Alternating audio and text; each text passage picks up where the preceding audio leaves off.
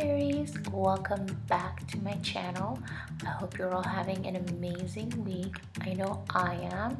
I just recreated the most delicious spaghetti meatballs recipe. The recipe was actually taken from the Instagram account Be Cooking Story.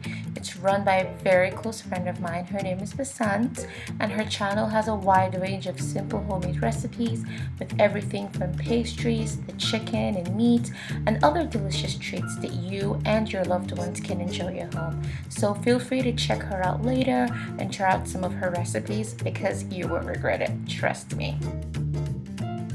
So if you want to see how I recreated Be Cooking Story's spaghetti and meatballs recipe, then keep on watching.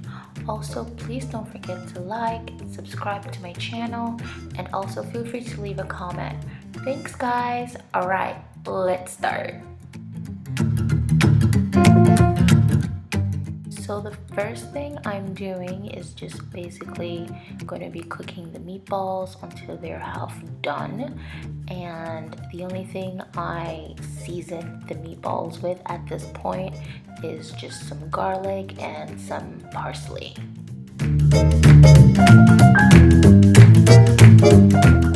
So I'm removing the meatballs and just adding a piece of butter. I am a bit concerned with how much butter is in this. Be Cooking Stories recipes usually do have a great deal of butter in them. I usually hesitate to cook with a lot of butter because I do break out, but for the sake of the taste, we are just gonna go for it. And I'm going ahead with one large onion chopped, and I'm just adding in the sauce right now. And actually I went with a double portion because I'm actually having quite a number of people over for dinner to eat this later. And then I'm going ahead with the chopped tomatoes and I'm just gonna stir. One thing I was excited to do for this recipe was to really just show my repertoire of herbs and spices. So including salt and pepper, I actually used around 12 herbs and spices for this dish. I really do believe that spices make the difference between a bland meal and an exciting one.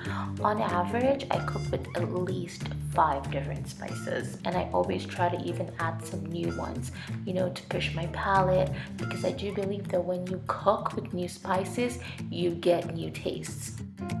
Obviously, there was nothing wrong with the original recipe of Be Cooking Story, and I did try it both ways, but my taste palette obviously preferred more flavors as I am accustomed to eating spicy food since I literally flew out of the African womb.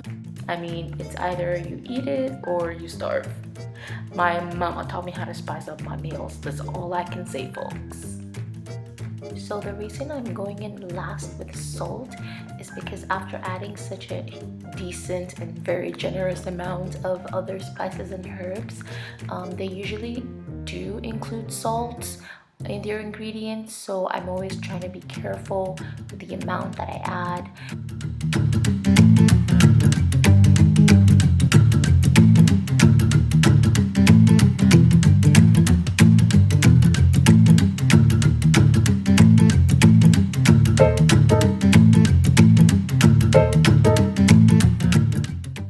After completing the sauce, I put the pasta on to boil. I actually ended up using spaghettini.